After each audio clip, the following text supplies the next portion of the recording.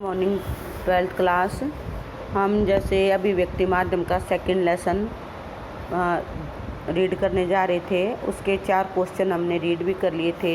अब हम 5th पे हैं। जैसे विशेष रिपोर्ट कैसे कहते हैं, किसी घटना समस्या तथा मुद्दे की गहन छानबीन तथा विश्लेषण को विशेष रिपोर्ट कहते हैं। किसी घटना समस्या तथा मुद्दे की गहन छानबीन तथा विश्लेषण को विशेष रिपोर्ट कहते हैं। विशेष रिपोर्ट गहन छानबीन, विश्लेषण और व्याख्या का परिणाम होती है और ये पूर्ण रूप से तथ्यों पर आधारित होती है। विशेष रिपोर्ट किस पर आधारित होती है? तथ्यों पर आधारित होती है। इसे खोजी विश्लेषणात्मक तथा विवरणात्मक रिपोर्ट भी कहते हैं। विशेष रिपोर्ट लेखन के लिए निम्नलिखित बातों पर ध्यान देना आवश्यक है।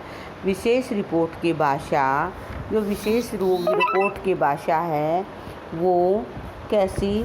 सरल, सहज तथा सामान्य बोलचाल की होनी चाहिए। कैसे होनी चाहिए?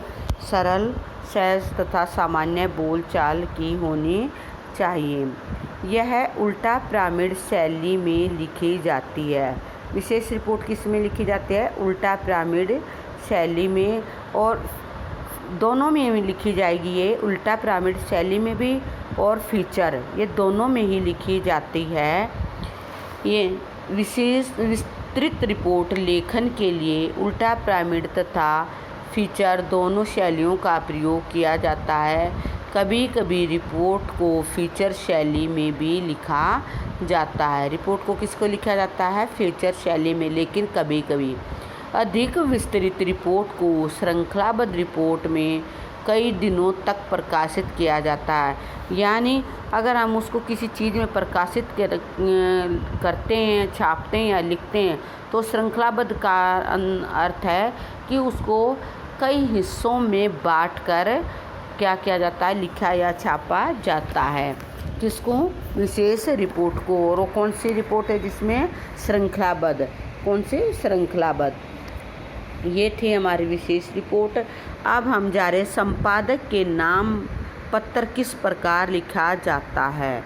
समाचार पत्रों के संपादकीय पृष्ठ और पत्रिकाओं की शुरुआत में संपादक के नाम पाठकों के पत्र प्रकाशित किए जाते हैं।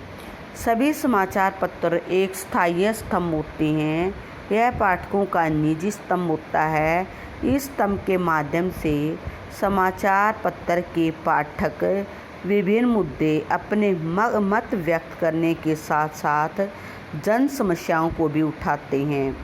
यह स्तंभ जनमत के लिए दर्पण का कार्य करता है। कौन सा? जो समाचार पत्रों का ऐसा है, ये जनमत यानी जनमत, जनता के लिए, आम आदमी के लिए किसका कार्य करता है? दर्पण का कार्य करता है। परंतु कई बार समाचार पत्र पाठकों द्वारा व्यक्त किए गए विचारों से सहमत नहीं होते।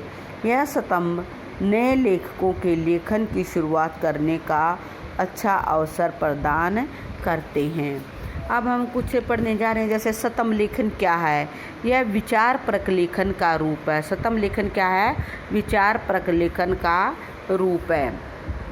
कुछ महत्वपूर्ण और लोकप्रिय लेखकों को अखबार नियमित स्तंभ लेखन का जिम्मा दे देते हैं।